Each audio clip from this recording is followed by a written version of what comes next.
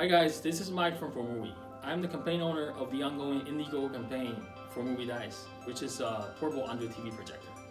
I am in our Beijing office right now, and I have a Formovie Dice with me, which is from the DVT patch. I would like to show you what's it like from the outside to the inside. Now before that, I would like to say thank you to all of our backers so far. Thank you for your support, and although there's some delay of the manufacturing because of the coronavirus outbreak, but we will still manage to deliver, to ship it before May as promised, to answer your support. So get ready to be amazed. Now let's get back to the device. Now this piece I'm holding is from the DVT batch, so you might wonder, what does DVT mean? So DVT is one of the test productions we have. Usually we have 3 test productions before mass production. So the first one will be EVT. EVT stands for Engineering Verification Test. So in that stage, the product is basically a premature prototype. And after EVT, we have, where we are right now, the DVT stage. So DVT stands for Design Verification Test. At this stage, the designs are basically fixed, but the system's still buggy and needs polishing. And we are actually at the end of DVT right now. So we are going to the next stage pretty soon, which is the PVT stage. So PVT means Product Verification Test. Now in this stage, the device is very close to the final product in all aspects. So after PVT, we will start mass production. Okay, let's get down to it. The device has a clean minimalism overall look. The silhouette is a rounded cube. That's why we name it Dice. First, I would like to give you some idea of the size and weight of this device by making comparisons with some other things. Now first up, it's a Sonos Play 1. You can see they're about the same height. The dice is slightly bigger in girth, and in terms of weight, they feel pretty much the same to me. Next things to compare are easy to come by. Tin cans. In China, a most common soda or beer tin can is about 360 milliliters and weighs about 340 grams or 12 ounces. I have a 6-pack with me which contains 6 of them. Now you can see the 6-pack is slightly higher than the Formovie Dice. And if I put it down this way, that'll give you another idea how big that is. And in terms of weight, okay, they actually feel pretty much the same.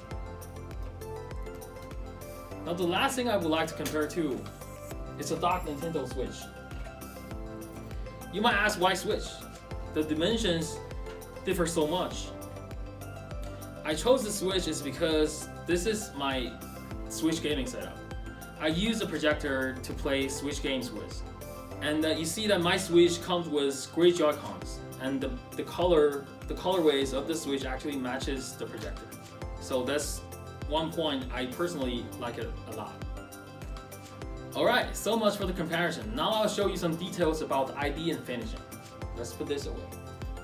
So at the first glance, you might notice that we have repeatedly used mesh patterns on all 4 sides of the device. That's for better cooling and to resemble a Bluetooth speaker, which indicates another function of the device, which is the Bluetooth speaker mode. Now besides that, the old mesh also creates a distinctive look from the traditional projectors. Now let's take a look at the front. You can see a small lens next to the projector lens. That's a camera for autofocusing. It doesn't record anything, it just allows the projector to see the picture and adjust the focus to give you a clear picture. Now let's go to the top side. It's quite smooth, with not much happening, right? Besides the rubber bar. So let's take a look at the rubber bar. So the first thing is a power button, right? Next to the power button is a power indicator. And next to the power indicator, that's the Formovie logo. This is pretty clean. Now to the back. You can see printings of the device info. And below that are our input and output ports. From the left, we have a DC in. Some backers left comment in our campaign page asking about Type-C power. We have answered that, and now I would like to further explain it. Type-C will input a power that is at the peak level that the DLP can work under, which will decrease the DLP lifespan.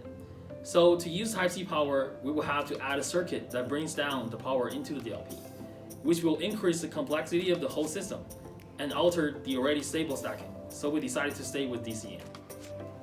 Next to the DC-in is a 3.5mm audio jack for you to connect your headphones or stereo speakers. Next is a USB 2.0 port, which allows you to connect to an external storage device such as an USB stick or hard drive, and other USB peripherals such as mouse or gamepad. The USB port by Android TV default supports 2-channel USB audio, so if you have a speaker system that supports USB audio input, you can use that as well. Last but not least is the HDMI 2.0 input, which does what HDMI does. There is no ARC because we designed the device to be a portable and casual companion. We expect you to carry it around and share the fun with others, other than fixing it in a home theater setting. So if you want hardcore devices that support digital audio output and other fancy connections to expand with, we will have one laser TV coming out later this year that will fulfill it.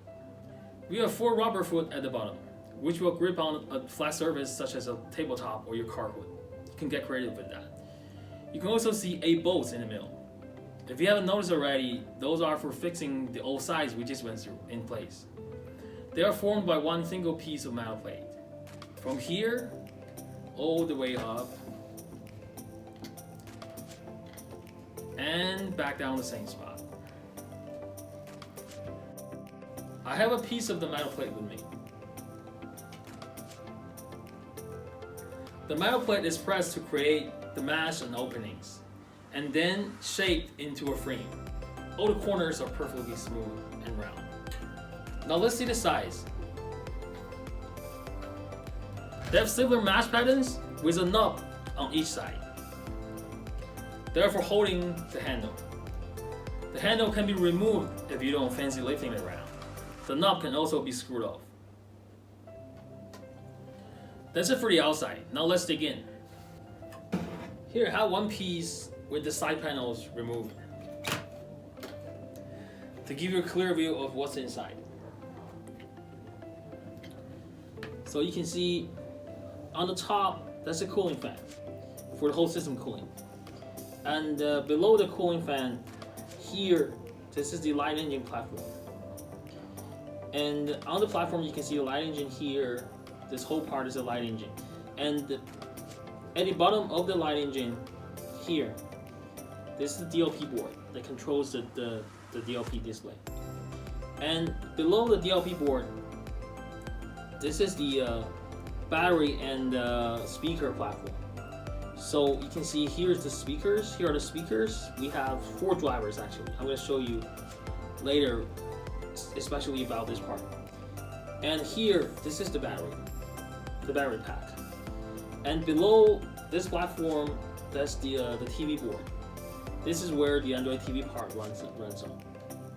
And I also have here some separate parts that I can show you in detail how those parts stack together. So here, this is a TV board.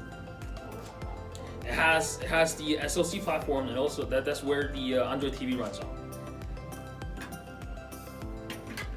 And this is the platform for speakers and a battery pack. So here's the speaker system. You can see we have 4 drivers, 2 tweeters and 2 full range. So this platform sits on top of the TV board. And here, this is a battery pack. So it goes here. And on top of this platform is the light engine platform.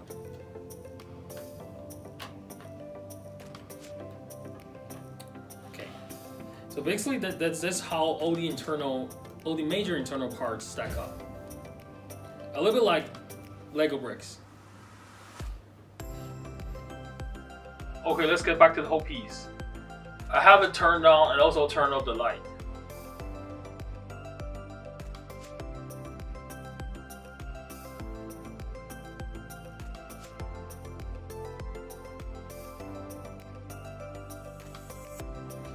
Okay guys, that's it for today's video. In the next video, I'm going to show you more about the system and also elaborate on some answers in our campaign page. So if you have other questions you would like to get answers, that you can leave them under our campaign page or under my YouTube channel. Thanks for watching. Stay healthy.